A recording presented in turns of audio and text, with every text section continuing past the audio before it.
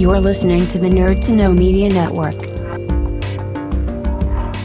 Join us at nerdtoknowmedia.com.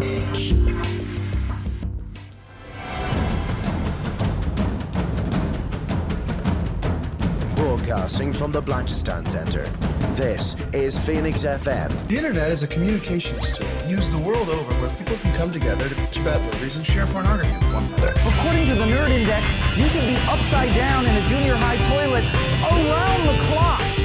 This is what they don't want you to. We'll do it live. Time goes in, time goes out. Never miscommunication. It's over 9,000. My name is Foxy. The balls are in there.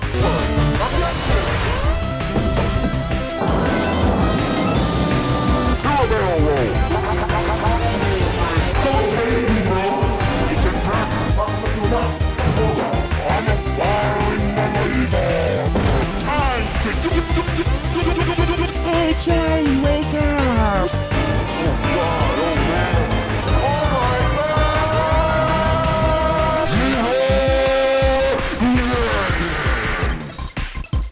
Hello and welcome to this week's edition of the Nerd to Know Basis Show, airing as always from Phoenix 92.5 FM and on Spotify and all over the internet as always. I am Cian O'Callaghan and I am with, introduce yourself. Ahoy, Dara O'Connor here, guys. What's up? Ahoy hoy. Well, I mean, Ahoy, I'm hoy. sure they know you are by now, but just in case this is your first one, this is going to be a big Marvel-themed episode. But first, before we get into all the spy stuff and time stuff and rocks watching TV, Dara, how's your week been? Oh, it's been busy. It's hot. It's sweaty. It's horrible. Not enjoying this at all. But look, it is what it is. We're still here. We had a lot to talk about. This is our second attempt trying to do the show this week. Because of Tragically, Gremlins 3 laptops and a Gremlins. Bryn were lost in the attempted making of this episode. Yes, they were. But yeah, so we're recording this on a different day. It has a different feel to it. But even though we don't have Bryn here, Keen, we would be remiss to not do an episode this week. Of course, yeah, because this week, or kind of just in and around the last fortnight, we have had Black Widow come out, which is the first kind of proper Marvel film in about 2 years. We've had the finale to Loki, which is sort of, obviously there's another one coming, but the last of the sort of big string of Marvel Disney Plus projects in the main universe. Yes. And we have had Deadpool and Korg watching some Dalmatians. So, I mean, it's definitely a sort of you're waiting for a bus and 3 come at once thing. So before we kind of get into that, Dara, do you have any kind of strong feelings on the Marvel universe? Is it your passion? Are you like ambivalent to it? Kind of where are you at with it? I don't really care. I'll be honest with you. With WandaVision, we said this last year, with everything, I was kind of like, once Endgame came out, I was kind of like, all right, I'm happy enough to kind of leave the whole Marvel thing here. And then WandaVision came out and I was like, oh, wow, this is amazing. And then WandaVision finished and the way it finished was really disappointing. But,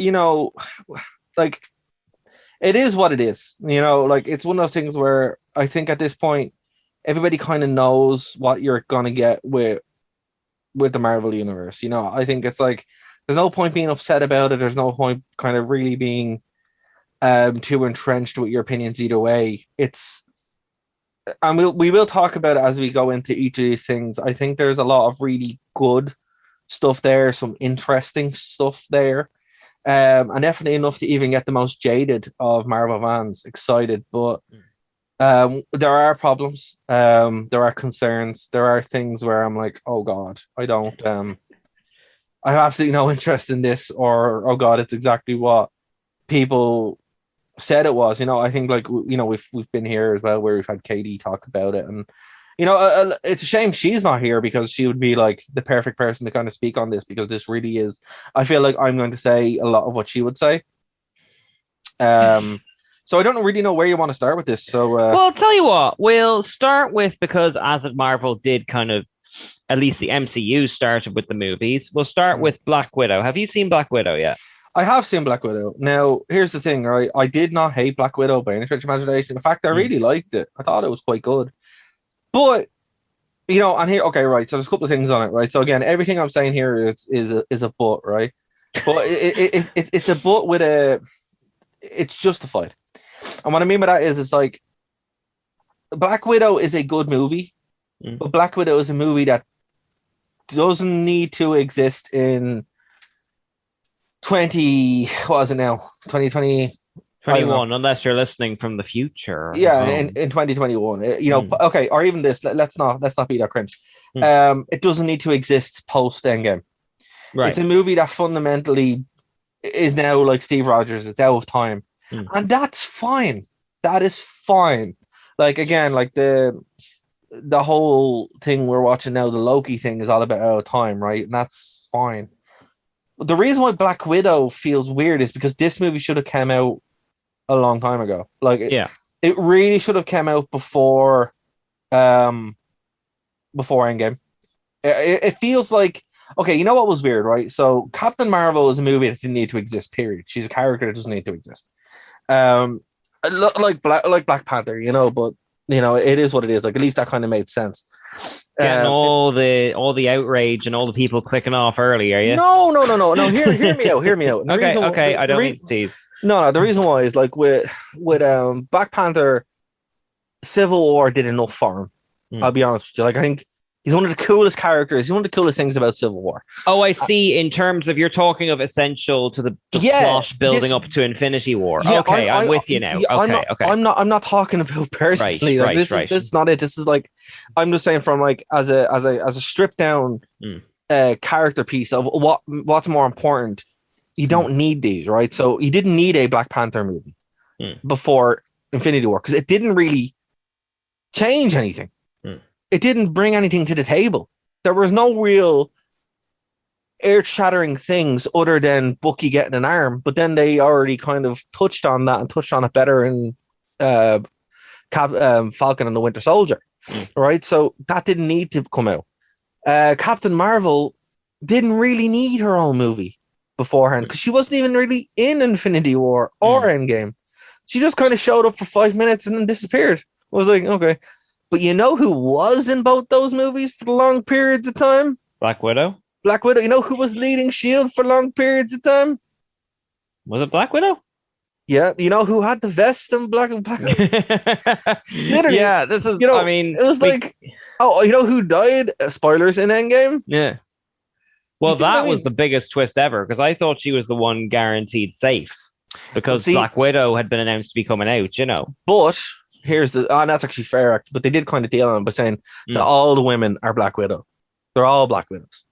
So her sister now is going to be Black Widow, obviously. Well, let's get kind of, are we doing spoilers now, or are we just kind of talking abstractly? Folks, if you haven't checked out Black Widow, thank you for listening to the show. Please come back to Nerd to Know Media and get the rest of the show, because we are going to spoil this, we're going to spoil Loki, and we're also going to spoil pretty much everything. You have been warned, ladies and gentlemen. I mean, Jesus, it's just going to be us now listening to it, but sure, let's give it a go. They'll come back. You'll be back.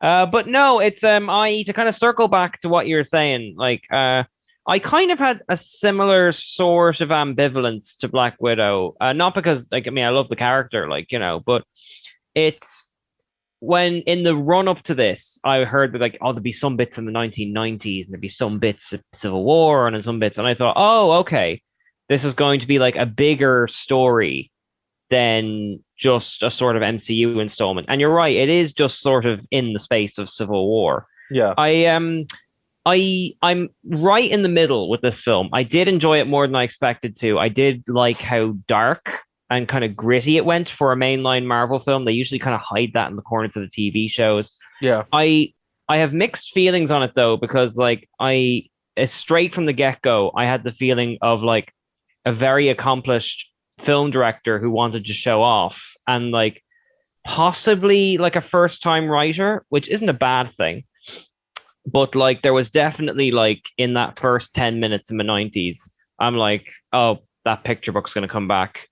that thing Yeah, the mum well, says look, is going to come back. I That's going to come back, you know. You know, and I did really like the opening. I thought the opening was great. Oh, it's very atmospheric. It was very good. It was very good. The movie kind of, you see, there's no stakes in it. That's the problem. Because, like, and again, this is the problem of doing these. This is the problem that every prequel has. Fundamentally, this is like the downfall of prequels and why prequels are not really a good thing to do 9 times out of 10, because you already know where you're going, you know? And it's like, you knew Black Widow was dying and you knew she was dead. You're like, there's no coming back from that, you know? You're not, you know, and they made it very clear that she's dead, you know? Now, I think what would have been better for this is if they had have put this in Black Panther spot, right? Or even just before Avengers Endgame, right? Right. Where they changed nothing except the end credit scene, right? They changed nothing. They put the Captain Marvel end credit scene in, right, instead. And yeah, you're going into it, you're grand, and then Captain Marvel shows up and does something. Yeah. And so Captain Marvel will return in Infinity War. And you're introduced to it there. She goes, "Hey, look, I'm here. I'm here to say to help out, whatever." Oh, like, and then she disappears. She doesn't do anything. She does not. She gets a dig from Thanos that sends her halfway across the battlefield. She's gone, and that's in the Battle of Endgame. Oh, that's not true. She destroyed his whole bloody ship, and then she's gone. Well, I mean, like, I suppose it's kind of like the Dragon Ball Z thing of you have to kind of keep finding reasons to get rid of the most powerful thing. It's the reason they throw the Exodia cards off the deck of the ship. Exactly. But I don't mind too much. But what I mean is that could all still be there. Right. There's no reason for her to have a movie to explain how powerful she is. She can just do it. Well, and then, like, then that circles back to the point of, like, something you're kind of hitting on, which is, do Marvel movies individually have worth if they don't contribute to an escalating story? Because at the moment, they're not escalating towards anything. That's a lie. I disagree. Oh, yeah? Yeah. How come? Well, that's what I mean, right? This movie, well, no. Okay, right. It's hard. They are and they aren't. Like, again, this is what really annoys me about this movie, right? It does both, but does neither. Like, okay, if the more I think about it, Captain Marvel would have made more sense now because because they're going so big, right? They're going so big where you're like, okay, well, remember her in Infinity War and Endgame? Well, here's our backstory, and then you drop something about the new one because they're obviously trying to go towards Secret Wars and all that kind of stuff, right? That's what they're going towards now, and out towards the cosmic. And Captain Marvel is quite cosmic, so it would make way more sense. With this one, it doesn't really do anything other than explain where the vest came from. And you're like, oh, there's the vest, and then at the end of it, that's when you get your payoff as they're building towards the Thunderbolts. You know, where your woman comes back who, you know, recruited Captain America or US agent in the TV show. So you're like, oh, cool. But it's like, this was a waste. Like, this was a complete waste of time. You know, and it wasn't a bad movie. I thought it was a really fun movie. I didn't hate it. I didn't love it. But I would think people would have appreciated it a lot more if it had come out in service of something. Yeah, definitely. Let's actually talk about the plot a bit, just in case there's people listening who may not have seen it, but also don't care and just want to hear our thoughts on it. So the rough kind of shape of the film is that we start out in the 1990s with young Black Widow, her sister, air quotes, Yelena, and her mum and dad, but they're all kind of secret Russian sleeper agents, and they're KGB. They really wanted this to be during the Cold War, but it would make no sense if it was during the Cold War. So you have to kind of be like, it's the Cold War, but not. Oh, really. It's fine. Hydra comes and goes. I don't mind that stuff. That's fine. But then the meat of the movie is that we skip to Black Widow in the, we'll say present for the purpose of convenience, but in the Civil War bracket. And she is gradually reunited with her sister, and it turns out that you missed a big one. So she's on the run. Right. She's on the run. Right. Obviously because of what happened in Civil War, by siding with Captain America. And General Thunderbolt Ross, who obviously was in the Hulk and Civil War, who wrote the Soviet Accord. Angry Mustache Man, yes. Yeah, exactly. He and he's obviously putting together his own team, and they've been, he's behind this whole Dark Avenger thing. So that's what they're building towards. So obviously, he has Abomination is coming back in She-Hulk. They have John Walker, and now they have Black Widow's sister. But remember, they're peppering stuff throughout this whole thing for a wider universe, but it's a lot of setup. But anyway, yeah, you couldn't leave him out, man. He's like super important. That's true. I think they've kind of traded him out for the actor from Seinfeld now. But in any case, the meat of the story is that the sister Yelena, played by Florence Pugh, who I hope I'm pronouncing that right. I didn't know that was Florence Pugh. I know. Well, that's just how good she is. Oh, here's the thing. She is amazing. She's in A Fight With My Family, which is a phenomenal movie. Even if you don't like WWE, it's actually a really good movie. No, I've heard good things about that one. It's super good. But she's also in Midsommar, which I watched both of them in the cinema. I love both of them today. I did not realize they were the same person. But here's the thing. That's the sign of a good actor, or good actress, right? You just she's so young and she's so good, but she's the only actress that I can think of where I see her in something, I don't know it's the same person, because you just lose yourself in kind of the Alfred Molina quality. Yeah, I completely get it's that. It's unbelievable. Like was she in Little Women as well? She was. Yeah, that's the only thing I'd seen her in before this. But here's the thing, right? Watch Fight With My Family. It's a really fun movie. Midsommar's not a fun movie, but a really good movie. Yeah. And you watch it 2000, you're like, oh my God, she's so great. And then you don't even realize it's the same person. So I didn't even realize she was in this.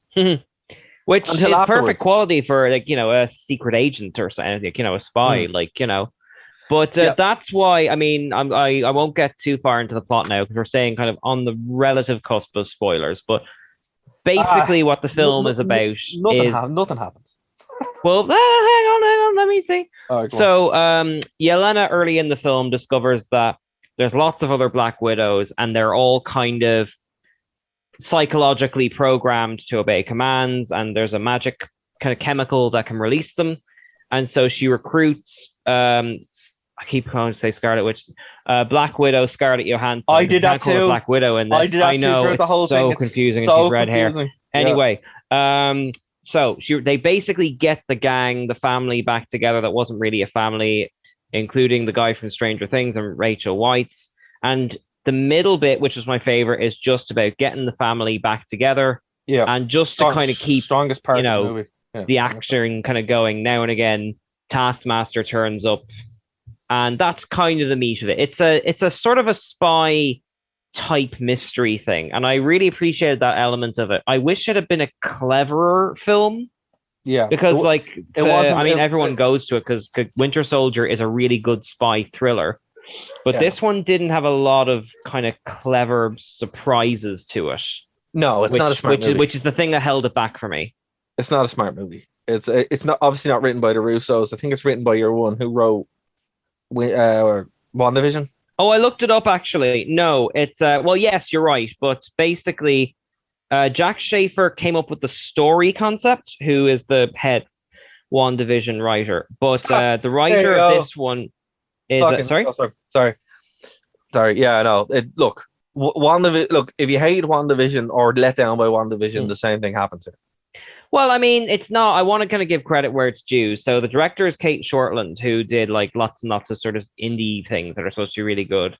The writer is Eric Pearson, who, from what I found out, has only done Marvel shorts on the Blu-rays, like things on the thing that happened on the way to Thor's hammer, all that kind of stuff, and uncredited rewrites on the Spider-Man things. This is, from what I can find, Eric Pearson's first screenplay as a solo writer. So it's a bit rough around the edges. Some things are underdeveloped, but at the same time, it's also wasn't a film that felt like it was made by a committee. it did have a sort of like, I could imagine a person sitting in a room and writing, the four of them just having a conversation in the farmhouse because they felt very passionate about it.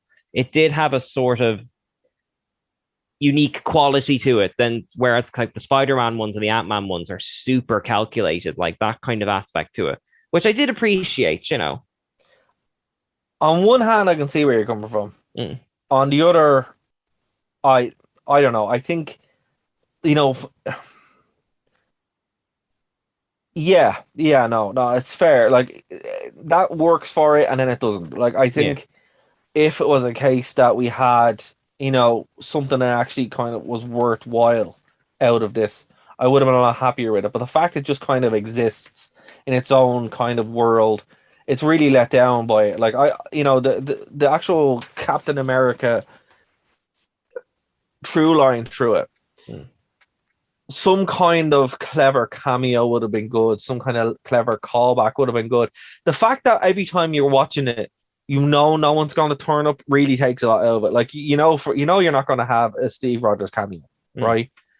But if this had been during the run up to Endgame, the end of it probably could have. And here's if I was writing this, I would have had the ending of it, them breaking such and such out of prison or meeting up. They kind of alluded to that, yeah. They alluded to it, but they should have shown it. Yeah.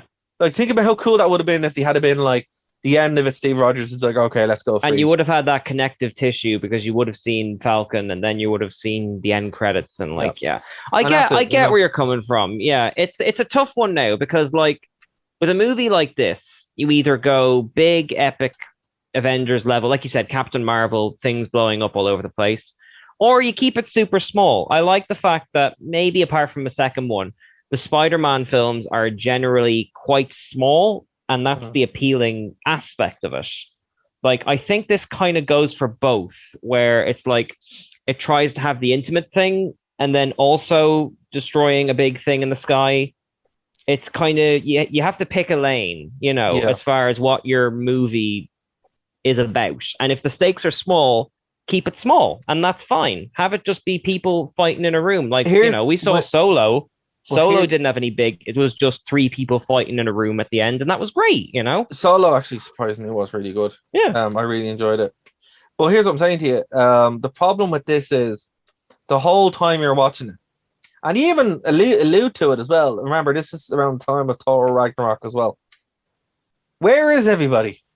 Well, they're on the run. But that's the whole space. Yeah, hold on a minute. No. Hold on. Tony Stark wouldn't sit there and go, oh, there's these girls been exploiting all these children. No. He would be like, okay, listen, I'm going to send 2 or 3 drones and sort your man out. Like, it just doesn't make any sense. It's like, no. Look, I forgave Thor the Dark World for that. I can forgive this one for Thor the Dark World's different. They're in space. No, they're not in space. A big column is attacking London with Christopher Eccleston on top of it. Yeah, Iron Man can get there in half an hour. There's a Norse god there. It's fine. He has it. It's fine. You know, it's I did like the joke where it's like, you know, I don't think the space god, the god from space, needs to take some ibuprofen after a fight. I think, you know, like they really should have had a scene about this where they're all just sitting around the room going, listen, what happened to this happens. Like, well, you have this because you're like a god, like, you know. Or Captain America's like, I have this, I'm a super soldier, you know.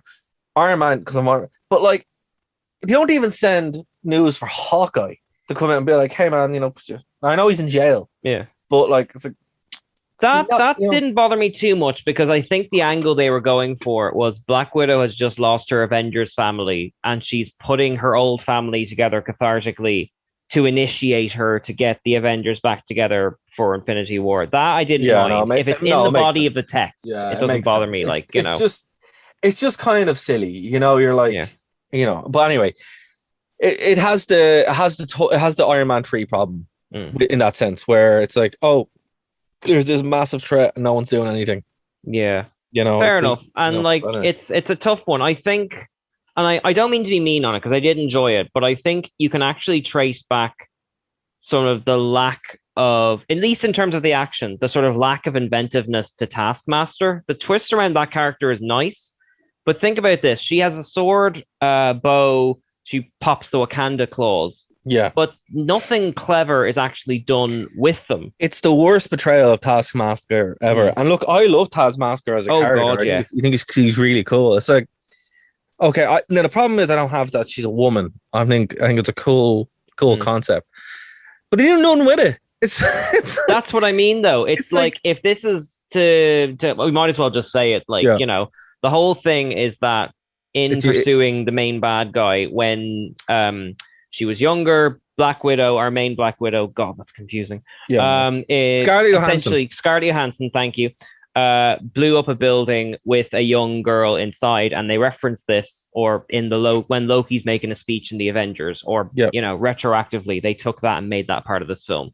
Yeah. So that's all cool. If you want to make her damaged and kind of make her guilty for something, really delve into that. Like, they haven't done that with any of the other main Avengers, make them feel really guilty about something, you know, but they kind of flirt with the notion and then don't do anything with it. Yeah. Which is a real shame, you know. But even still, like, it's like, yeah, she pops out. Like, I did like the touches, you know, where you see bits where they do a lot of the Captain America shield fighting. And, you know, she pops the Wakanda claws.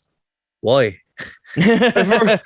Like, it's literally just, I don't understand that reference. Clap, clap, clap. It's like, you don't fight like Black Panther. What was the point? Yeah, like, I mean, I don't want to be one of those, like, in the comics it's better type people, because this is functionally a new character. Yeah, I'm fine with that, but all I want is something. No, I'm not even talking about the comics, because that ship has sailed a long time ago. I used to be like that, and then you realize that they are different texts. But I mean, like, look, once the Mandarin is sung "Ole Ole Ole," the ship is sung on that. I love that too. But like, I love it so much. You just have to accept this is not the comics and make your peace with it. And you know what? And look, but what I mean is, like, the twist just seems to be, Taskmaster is a woman. I bet you weren't expecting that. Well, it's a bit more than that. Taskmaster is the woman that Black Widow created because of her sins and stuff. Fine, but that's not the way it's portrayed, right? Because, like, through the whole time, I know the stunt person was a man, so all the stunts that's actually been done has been done by a bloke, and it's like, it's just they could have done so much with, but you know, because if it had been a case where, you know, they set that up where Taskmaster was basically a Black Widow without being a Black Widow, and was able to do this kind of stuff as well, where she's able to adapt to Black Widow's fighting stance perfectly, but then been able to do certain kind of cool things with the shields. Literally, there's no difference. It's just like it's such a massive wasted opportunity. Like, I don't know, have you played the Spider-Man games, like the most recent one? I haven't, no. There's a big Taskmaster thing in that where he's one of the villains in it, and you have to fight him, and it's really cool. And even in the comics as well, it's the worst portrayal of Taskmaster, but I'm willing to give it a pass because she's obviously going to come back. She might even be a hero or an anti-villain. That's true. Yeah. You know, it's pretty much like, it's like the way the Black Panther in Civil War is awesome, but in the movies it's really lame. Yeah, or like Bucky, like, you know, is unstoppable in Winter Soldier until he becomes a goodie. Exactly, and his arms can fall off. Yeah, then he becomes human, basically. But actually, now that you brought it up, you've hit on a really good point, which is that the two things that she's not Scarlet Witch. The two things that it's so hard. Scarlett Johansson, Black Widow, is struggling with is her Avengers family has just fallen apart, and the stuff she did in her past. Yeah. And there could be some really good pathos in fighting a character who is A, her fault, and B, has the powers of all of the Avengers. And they kind of just don't do anything. And I think that's a real shame. It doesn't bring down the movie because Ray Winston is the baddie and all that kind of stuff. Yeah, that's fine. But the thing is, Taskmaster's thing is that he's really, really just, you can't beat him because you're fighting yourself. Yeah. And that's never explored. But then, you know, obviously, like, think about it. If what would have been better? Hmm? Taskmaster being used against Hawkeye. That's actually they could still do that, I suppose. Fighting Black Widow. Yeah. Where it's just like, you're responsible for her death, now you have to fight her. Yeah. But like, it's like there's a great movie here that wasn't written, and a lot could have been done. And look, I'm willing to give it the benefit of the doubt, but I would say, even as it is now, for all its weaknesses, placing it 2 or 3 years ago would have done it a world of good. Yeah, I wonder if it'll be stronger because inevitably when I'll watch these movies again, if I watch it just after Doctor Strange or whatever, might be would it feel a bit stronger, Yeah, might be a good idea. Like, yeah. And for me, that's where it sits. That's where it sits, and I'm like, it's too weird. It's too, and even with the end credit scene, it's like this. It feels like a different movie. It's like this is just I really.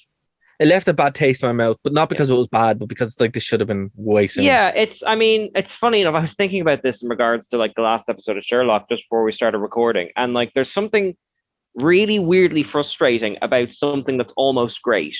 More so than something that's just bad. If something's just bad, you can kind of just chuckle along with it, you forget about it. You want it to do better, and it's nearly there. I wonder even if this film was completely finished, because this was kind of starting to be filmed in 2020. Yeah. Maybe we should give it the benefit of a doubt that it was kind of scrambled together in some respects. No. I don't. No, I don't. No? And the reason why is because this movie was supposed to come out 2 or 3 years ago, and they wasted that opportunity by making the trash baby that is Captain Marvel and Black Panther. It's not a trash baby. It is a trash baby. Nothing happens. Terrible. She gets her family back. I want my family back. Oh actually, my God. shout out to be honest, all the performances in this are all very good. They're quite big in parts. Yeah. Florence Pugh is my kind of star player, but there isn't a single actor I didn't enjoy in this. It was great seeing Rachel Weisz again. She's cool. Yeah. I really like Rachel Weisz. Poor pig. Yeah. He had a living seconds lift. Yeah. I don't know. I did enjoy it. I think I really want that family unit to still do things. Yeah. You still want them to be like, the way the Fantastic Four are in the comics or in everything except for the Marvel MCU, where it's like, they're there. Yeah. And they show up sometimes to be like, hey, carry the one there and you'll solve the problem. Yeah. Right, we'll see you later. That's a little bittersweet as well, because the family unit is great. Like genuinely great. Like, but like in a normal Marvel thing, you'd be like kind of, I can't wait for them to get back together. But apart from the post-credit, the film doesn't bring the fact that she's dead into its narrative. No, because which gives it a little bit of a bitter quality, Now, here's the thing going into Loki, right? So we'll talk about on the whole, but basically, okay, spoilers again, spoilers for Loki. It's setting up that Kang the Conqueror is the next big bad of the MCU, right? Oh, you just went straight in there. Yeah. So Kang is basically, he's a time traveler who conquers different dimensions, right? And look, it's more detailed than that. That's a 9-hour podcast, which I'm not getting into. Well, let's maybe take us a few steps back. Hold on. Okay. Before I do that, right? Okay. But basically, because the next MCU villain is Dimension Hopper, right? We're going to be hopping dimensions. Right. So that means that we could see this family unit being shuffled around. Oh, I see what you mean. Okay. You know what I mean? Where it's just like everything that we have so far is all kind of disjointed. So they're going to shuffle around. So we don't really know what's going to happen. But I'd imagine the status quo now is really up for debate and up to be moved around. Sorry, that's just where I wanted to go with that. I hadn't considered that. You're absolutely right. But actually, since you've pivoted into it, let's talk about Loki. I don't think you and I have talked about Loki in general on this show. We have not. No, we've not. Maybe I know Kev has talked about it separately on a different show, but like, what have your feelings been across the whole series? It's the best Doctor Who in years.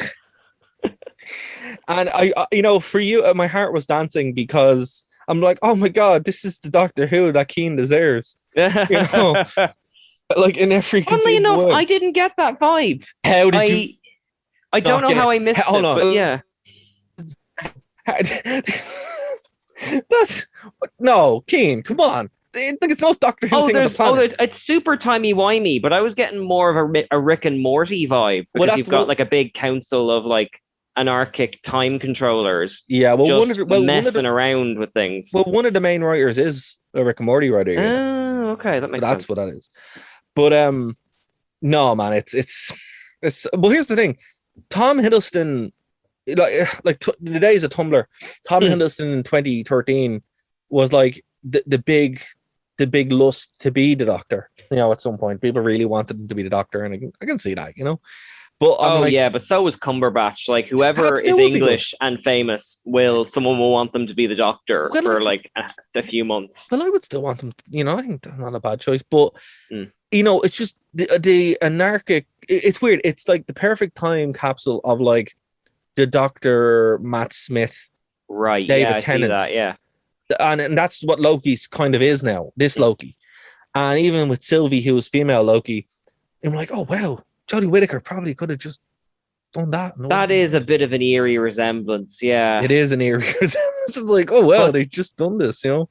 But the funny thing is that you're like, I see more similarities to the Master than the Doctor. Who let's not forget, the Master and Missy were dancing together. They were in their finale, like, you know, and like you've got two time travelers who are kind of have potential to be redeemed, but they're anarchic and all that crazy stuff. But what I mean is like the energy. It's not even the characters as such. Yeah. It's the energy of it. It's like it felt really good. You know, I'm like, oh my god, like it gave me the Doctor Who feeling, which I haven't had since when I stopped watching it, because I'm just like, I hate this show, you know, because I hate it. Like, and it's just, you know. But the thing about it is, if they made it again, if they made this Doctor Who like this, it wouldn't be the same. It would be one of those things where you're like, oh, you know, we've already seen this. Yeah. So it's like the greatest hits. It's like a cover band.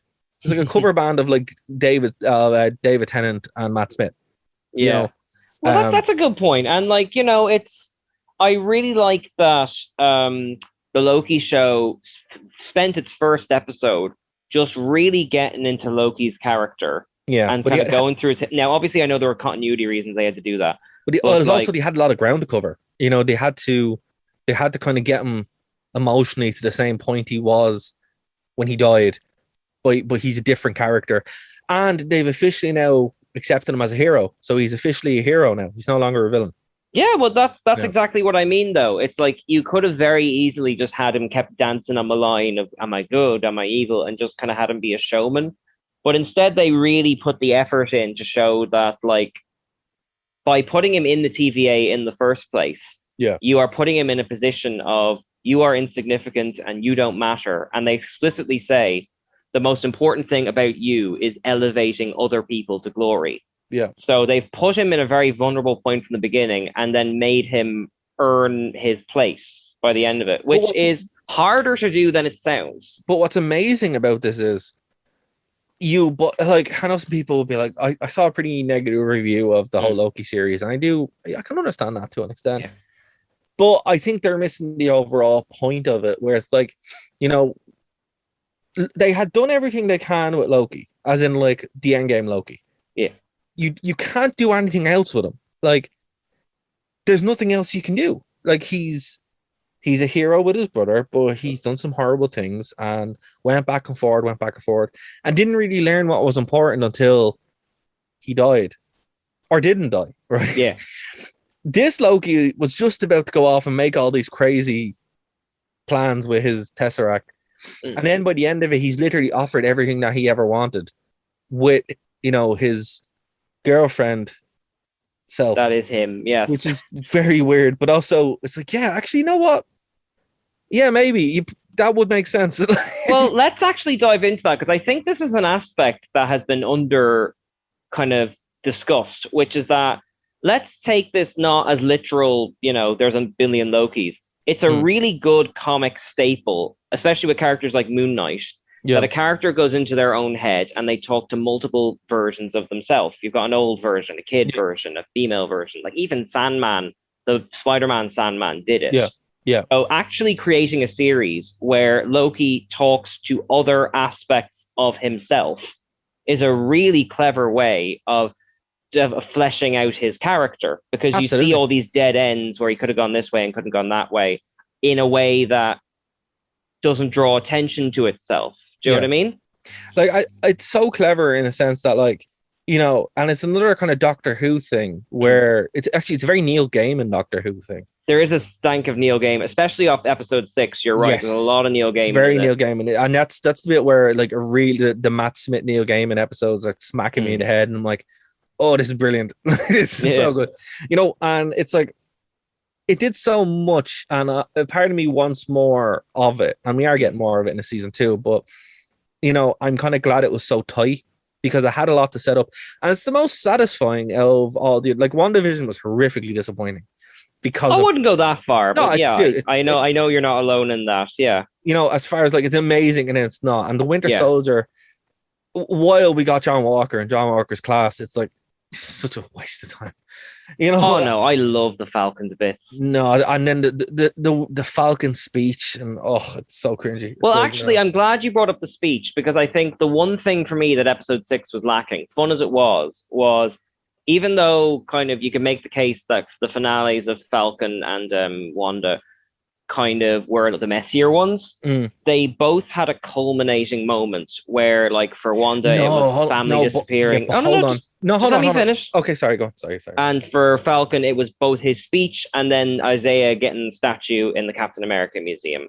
Okay. I felt a bit shortchanged by Loki in that the Sylvie thing and then going back to the TVA happened so quickly that it doesn't feel like this story is done. It's not. You know, it's not. Though. I know it's not, but I wanted there to be an ending. You will, with the potential for more. Like, you know, I felt like we missed the beat. Dude, no. Hold on. Okay, I understand where you're coming from, but this leads directly into Spider-Man. Oh yeah, and also Doctor Strange and okay, Loki. Inform me then. Okay, so the reason why everyone was so upset with WandaVision was because WandaVision's job, we thought, and I think I even said this, and they said it as well, was to set up Doctor Strange and Spider-Man.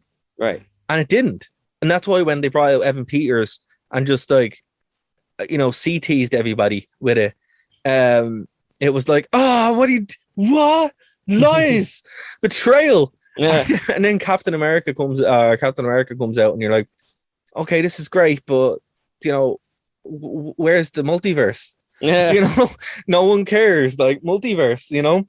Oh no, I'm terrified of the multiverse. I want everything to stay where it is. I want it so bad. I want it so bad. Well, actually, you brought an interesting question then, because the Loki has sort of poured the multiverse over the table like an upside down bowl of shreddies. Oh, they broke it. It's open now. Yeah. So with What If coming out in 2 weeks, is all of that canon? Do you know what I mean? Okay, it's not that it's canon.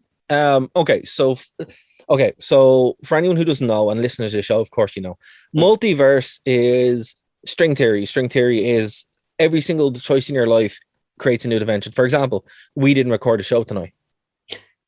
There's another one where Bryn randomly drives halfway through. There's another one where this is a branching thing because we were supposed to record it yesterday. Exactly, this is a branching thing as well. There's another one where we all recorded the show yesterday. There's another one where me, and Bryn recorded the show yesterday. For example, there's just every possible choice or moment can create another timeline, right? And this is how Loki becomes an alligator. Exactly. So this is exactly kind of the thing. So yeah, I wouldn't imagine they're not that they're canon. It's just that they're not canon. It's like somewhere there's something happening right now. Yeah. And that's kind of what it is. And that's how we're going to start seeing this reshuffle. And what really annoyed me about the Winter Soldier Captain America thing was I'm like, I don't care.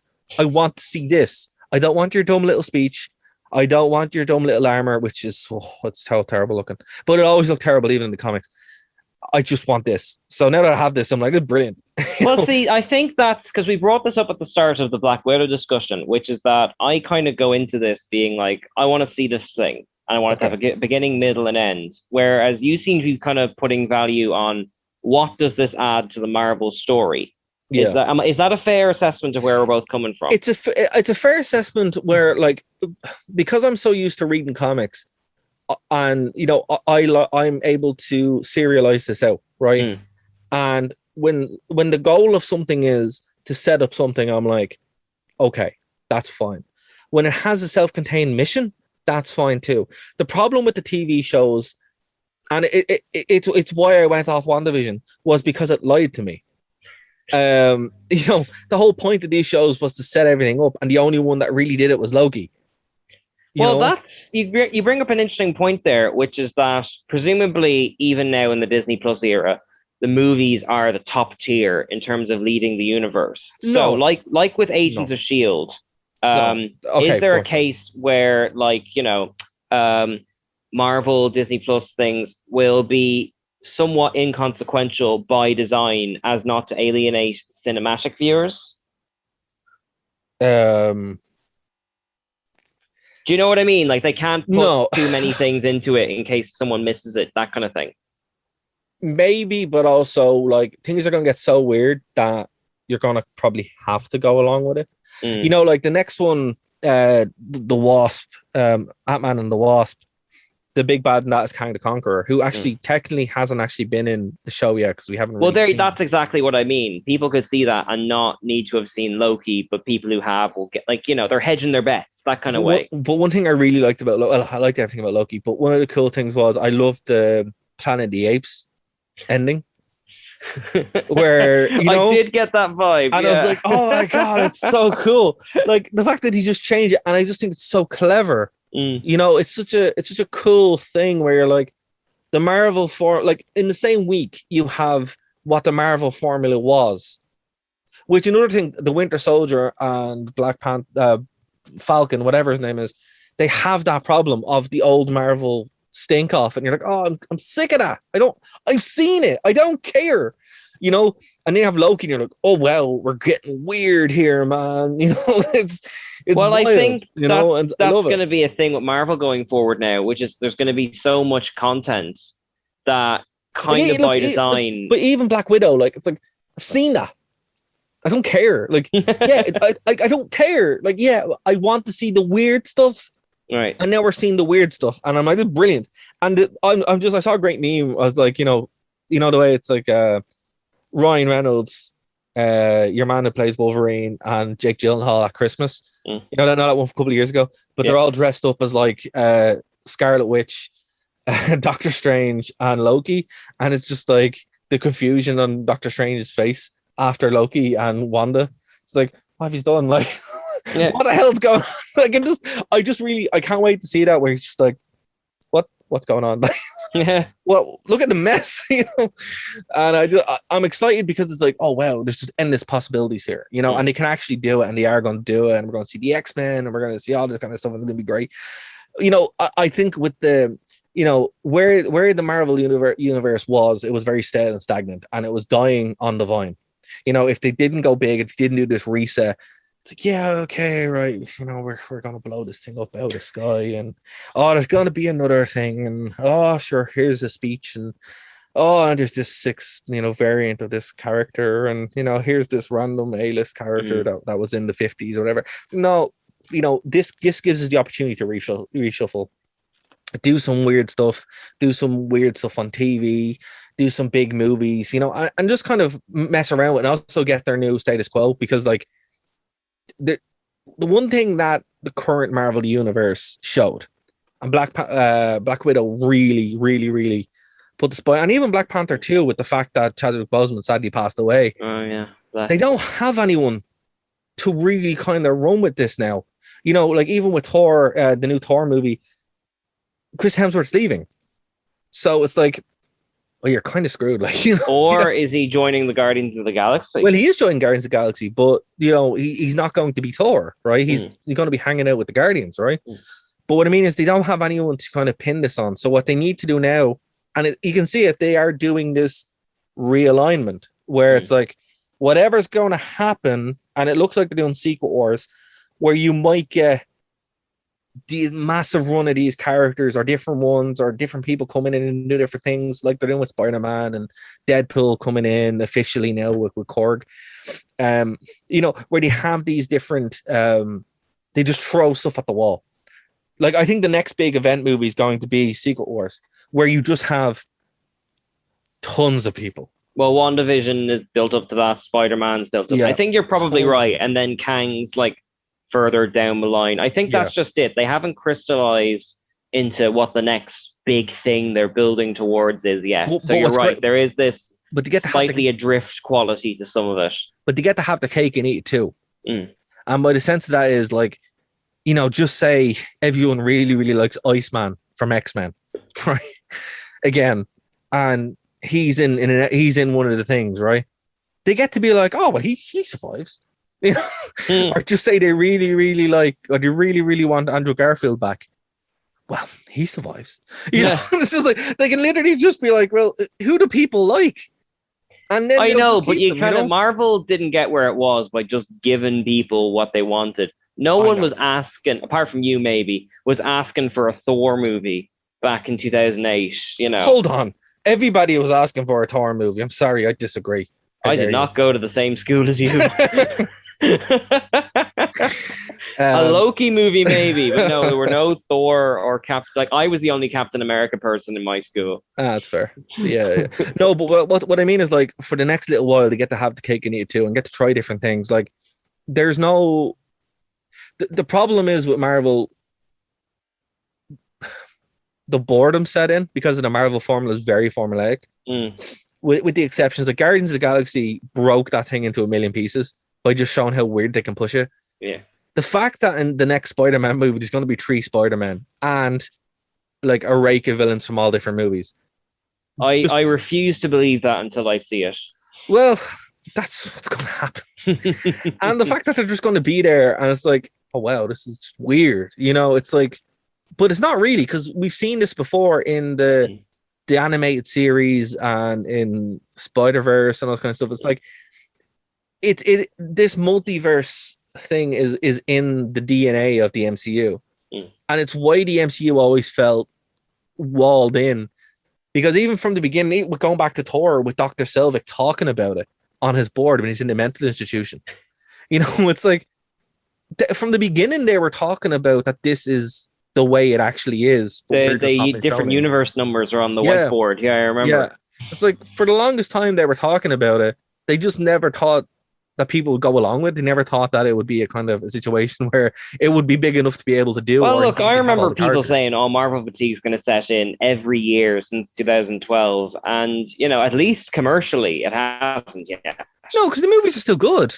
Yeah, the TV shows haven't been what they wanted them to be, I'd imagine, but the variation in them does have to be commended. Like WandaVision is, until the last 2 episodes, is the most unique thing I have ever seen. Particularly in the last couple of years. The fact that Loki is Doctor Who is amazing. Well, that's just it, actually. You've cycled back to Doctor Who there, and Doctor Who was at its most successful when it just went, all right, let's do Frankenstein and put Doctor Who in it, or let's do Sherlock Holmes and put, like, now they're at the stage where they're like, all right, let's do Malcolm in the Middle and put Marvel in it. Let's do Doctor Who and put Marvel. Like, it's big enough that they can just try stuff. Yeah. And that's it. I think that's its strength. It's like it needs to not constantly iterate, but they are comics. And what people forget about comics is, I know I'm aware we're on at 5 o'clock. Yeah. But a bunch of people did a bunch of things in the 60s that helped them come up with ideas, and they wrote those ideas. Oh yeah, sure. Let me quote Stan Lee from Ant-Man 2. The 60s were fun, but I'm paying for it now. Yeah, it's like, Jack Kirby. Jack Kirby was awesome, but man, I don't know what he was tapping into, but this is what you're seeing. Yeah. Doctor Strange is on a Pink Floyd album cover for a reason. That's it, And on that note, unfortunately, we are just up against it on time, Dara. So is there any final thoughts you want to offer? Deadpool tragically left at the curb, but I'm sure he'd understand. Is there anything you want to say before we wrap? I think it's fitting. If you haven't seen the Deadpool teaser do. It's a lot of fun. Yeah, guys, go over to the Nerd to Know Media for all of our content. Thanks for joining us, and yeah, that's it. That's all from me this week. Excellent. Well, guys, we'll be back next Saturday for our radio listeners, and of course, if you're on the Spotify, there's all of Lisa's shows. There's all of Katie's talking to all the wonderful guests. There's Kev's adventures into the animedom. We have our own little multiverse. So if you haven't already, go check out the Nerd to Know Media on Spotify. Until then, I've been Cian, he's been Dara, and we've had the entire multiverse with us. So from all the million variants of us, bye! Bye! She says I'm not romantic. I say she's too dramatic. I tell her while we're at it, we can work it out. She says I'm not romantic. I say she's too dramatic. Check out the Wrestling Rewind here on Phoenix 92.5 FM every Tuesday at 8 p.m. to 9 p.m. And of course, over on nerdtoknowmedia.com, the only wrestling podcast by wrestling fans who don't hate wrestling. We'll see you then. Thank you for listening to a Nerd to Know Media production.